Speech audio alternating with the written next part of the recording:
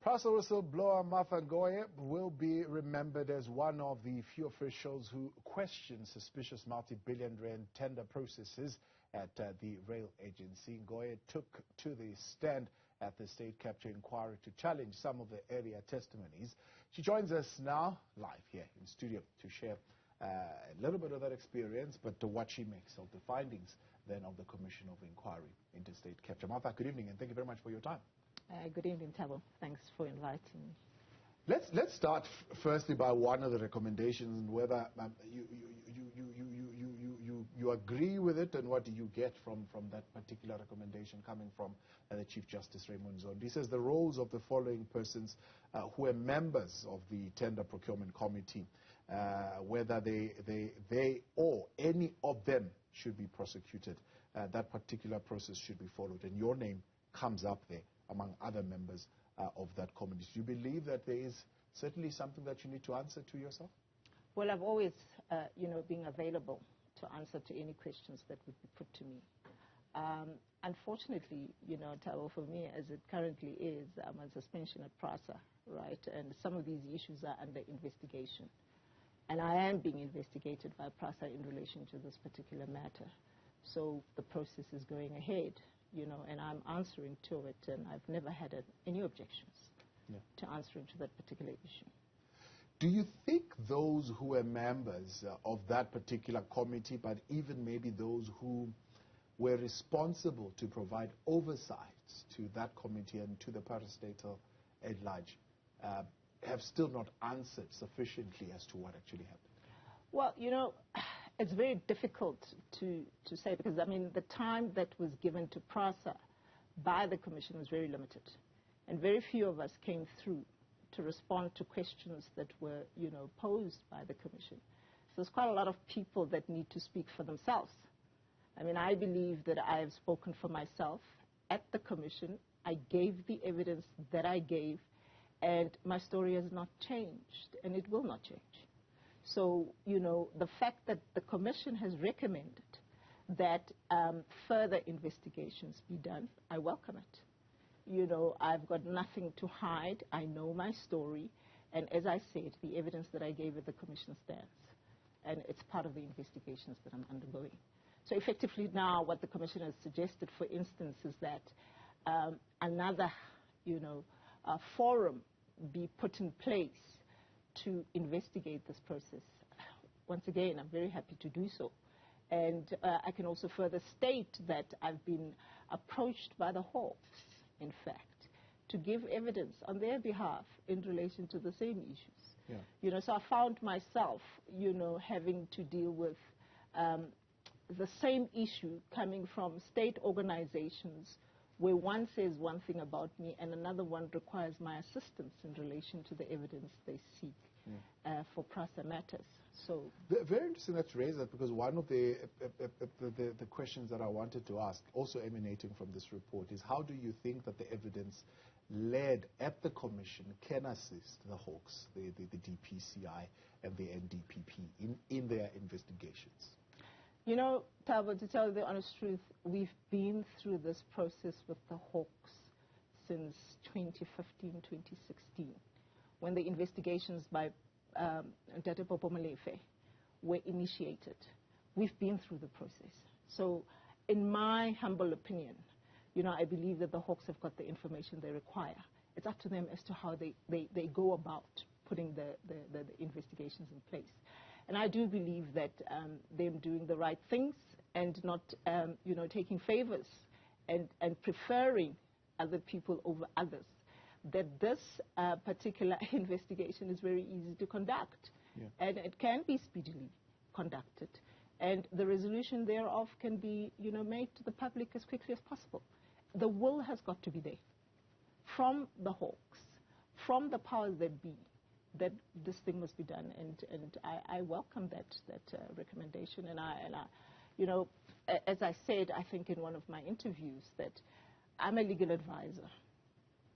I'm an attorney by admission, and I'm still an officer of the court. And even though I'm not on the practicing role of attorneys, I'm on the non-practicing role of attorneys, and I have a duty to to the courts to give right information to the courts. And if required to do so, I will do so. Yeah.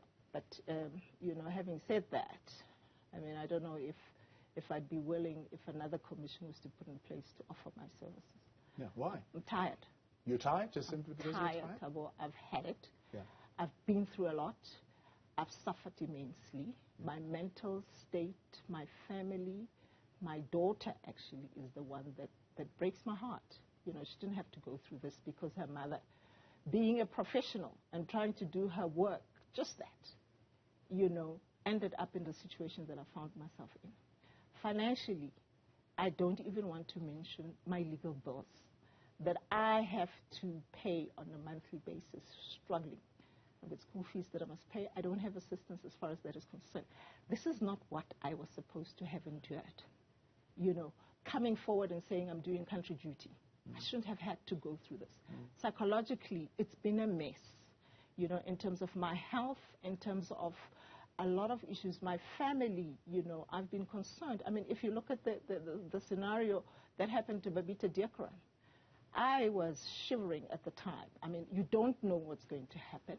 I'm not saying that people were after me, but, you never know, and it became very clear to me that as female whistleblowers, or call us what you want to, we stood the risk of being targeted. Yeah. So I was really afraid, and I continue to be in that state. And what do you make of the response, I suppose, to some who are mentioned here, who are executives, who are said to be members of the executive that must be investigated, coming out and literally throwing water on the work of this commission, which you clearly have poured everything into it, and you are doing your country duty, and you wanted this particular truth to be put on the table? Well, they must be investigated, Dab. They know the story. We all know the story. I mean, those of us who have been at PRASA and have been executives at PRASA, we know what we went through. I'm not the only person, by the way, who's gone through. I mean, I sat at the group exco of PRASA for many years, So I know what went on there. And that is why when the need arose for us to come forward to assist the State Commission with evidence, I was willing to do so. Even though, at some point the Commission felt the need to have to subpoena us to come and give that evidence. But initially, when we were approached, the board was advised at the time that there may be other people within the organization that would be required. My role is that of Group Executive Legal Risk and Compliance. I saw all these things happen. We blocked a lot of them. We got into trouble for blocking a lot of them. I mean, I've been fired, suspended, refired, put on special leave, suspended again. I've got, I had 2 final written notices, that were... And you're still going through it even now? I'm going through it. Yeah. 2 particular contracts that are cited in the report is the Sufambo as well as the Angena contracts, and the Chief Justice saying, I must at least find 1 or 2 recommendations, because if I don't, I'm afraid that the work of reconstructing PRASA will not even begin. Do you think the work of reconstructing PRASA rises and falls maybe on those 2 contracts, or is there more that would need to be done? No, not only those 2 contracts. There's a lot that still needs to be unearthed at PRASA. As I said, the Commission didn't have sufficient time to delve into issues that arose at PRASA. And I remember when we were asked to come forward, our evidence was curtailed, because I suppose there wasn't sufficient time to deal with all those issues. Those were big ones, right? But there are other big ones that are there. I mean, in the report, Dr. Malefe speaks about 2 tenders that they had to set aside worth about 4 billion rands.